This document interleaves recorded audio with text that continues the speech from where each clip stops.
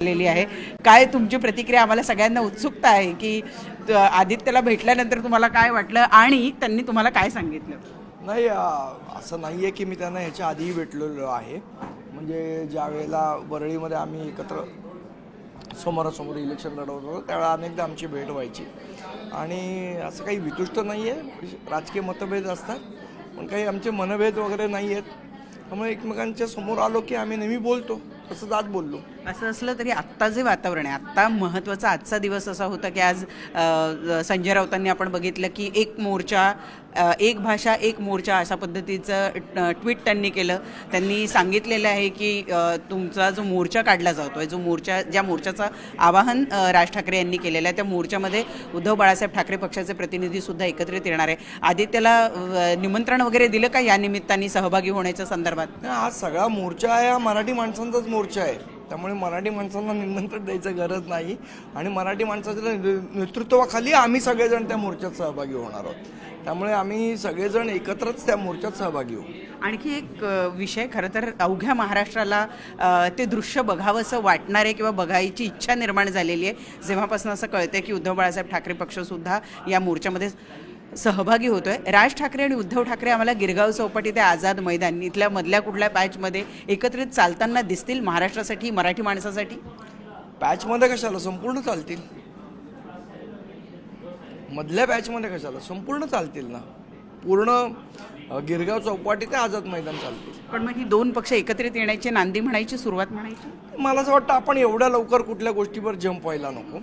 राजकीय गोष्टींचा निर्णय हा आमच्या दोन्ही पक्षाचे सर्वोच्च राजकीय नेते घेतील, पण मराठी माणसासाठी एकत्र येतात हेही नसे तोडके आणि याचाही आनंद आहे। आदित्य ठाकरे यांनी आमच्या या कार्यक्रमामध्ये बोलताना असं म्हटलेलं आहे की मनसे आणि शिवसेना उद्धव बाळासाहेब ठाकरे पक्ष जवळ येताना दिसत आहेत, त्याची पोटदुखी ही भाजपला होतीये। तुमचं काय मत आहे यावर? नाही, कशाला कोणाला पोटदुखी होईल? मला असं वाटतं की पोटदुखी होण्यापेक्षा मराठी माणसासाठी, बघा कसं आहे, मुळात विषय असा आहे की मराठी माणूस एकत्र येते याचीच पोटदुखी बऱ्याच जणांना होऊ शकते। दोन भाऊ हा नंतरचा विषय, पण मराठी माणूस इतक्या मोठ्या प्रमाणात एका मराठी भाषेच्या विषयावर एकत्र येतोय याचीच पोटदुखी महाराष्ट्राचंच नाही तर देशात तुम्हाला दिसेल। नुसता विचारच करून अनेकांच्या चेहऱ्यावर एक सकारात्मकता दिसती आहे की या मोर्चामध्ये दोन भाऊ कदाचित एकत्रित येऊ शकतात। तुम्हाला वाटते की अगदी वातावरण बदलून जाईल? जो उद्देश ठेवून हा मोर्चा काढण्यात आलेला आहे, हिंदी भाषेच्या सक्तीच्या विरोधात हा मोर्चा काढण्यात, तो निर्णय मागे घेतला जाईल? कारण दृश्य जसं असेल की जे महाराष्ट्राच्या इतिहासामध्ये लिहिलं जाईल। ज्या पद्धतीने मराठी भाषेवर अन्याय करण्याचा प्रयत्न केला जातोय, मराठी भाषेची गळचेपी करण्याचा प्रयत्न केला जातोय, जी काय परप्रांतीयांची दादागिरी वाढत चाललेली आहे, मला असं वाटतं 5 जुलैचा मोर्चा हा संयुक्त महाराष्ट्र 2.0 असेल। नक्की, धन्यवाद आमच्याशी संवाद साधल्याबद्दल। तर ते संदीप देशपांडे जे सकारात्मक आहे 5 तारखेच्या मोर्चाला घेऊन, त्यांना विश्वास आहे की गिरगाव चौपाटी ते आझाद मैदान असा संपूर्ण रस्ता उद्धव ठाकरे आणि राज ठाकरे हे एकत्रित चालतानाचं दृश्य महाराष्ट्राला बघायला मिळेल। व्हिडिओ रमेश भटसा, प्रणाली कापसे, न्यूज 18 लोकमत, मुंबई।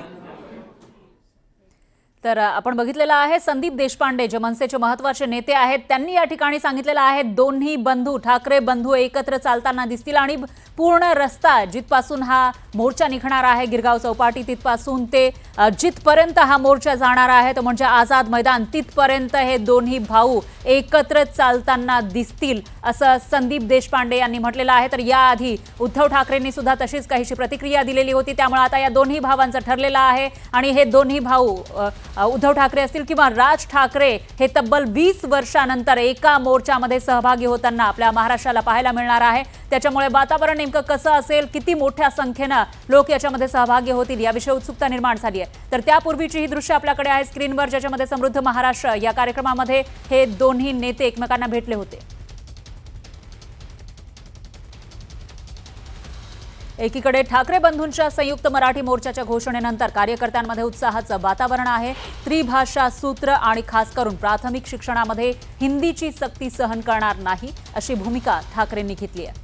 सरकारच्या त्रिभाषा सूत्रासंदर्भातल्या भूमिकेवरून एकीकडे टीका होत असतानाच दुसरीकडे सरकारमधील मंत्री आणि नेत्यांनी मात्र विरोधकांवर जोरदार पलटवार केलाय आणि सरकारची भूमिका स्पष्ट केली जाते.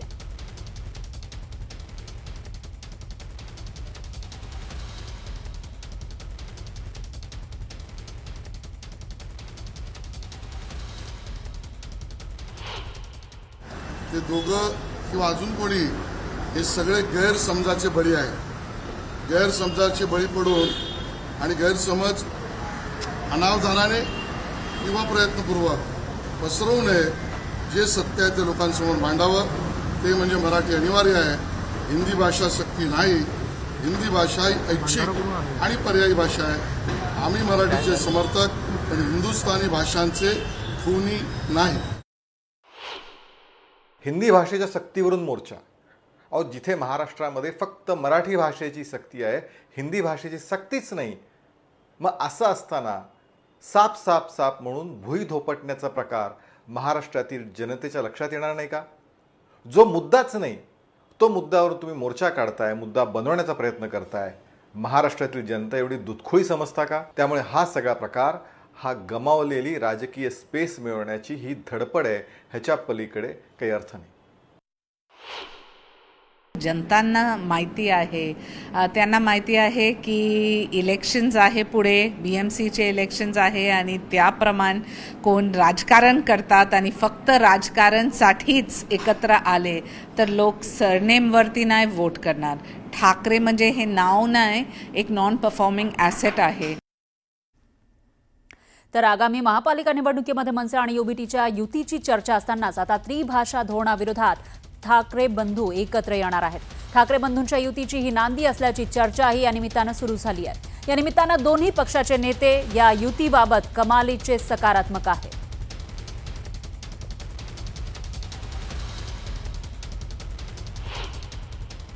महाराष्ट्र हिताकरता आपापसातले मतभेद आम्ही दूर ठेवायला तयार आहोत असं राज ठाकरे साहेब सुद्धा म्हणाले, उद्धव ठाकरे साहेब सुद्धा म्हणाले. उद्धव ठाकरे साहेबांनी तर वर्धापन दिनाला असं देखील स्पष्टपणे सांगितले की महाराष्ट्राच्या मनातलं मी ओळखतो आणि ते होईल. त्यामुळे उद्धव साहेब एवढं बोलल्यानंतर ते जे दाखवतील त्या दिशेवर काम करणं आमचं काम आहे.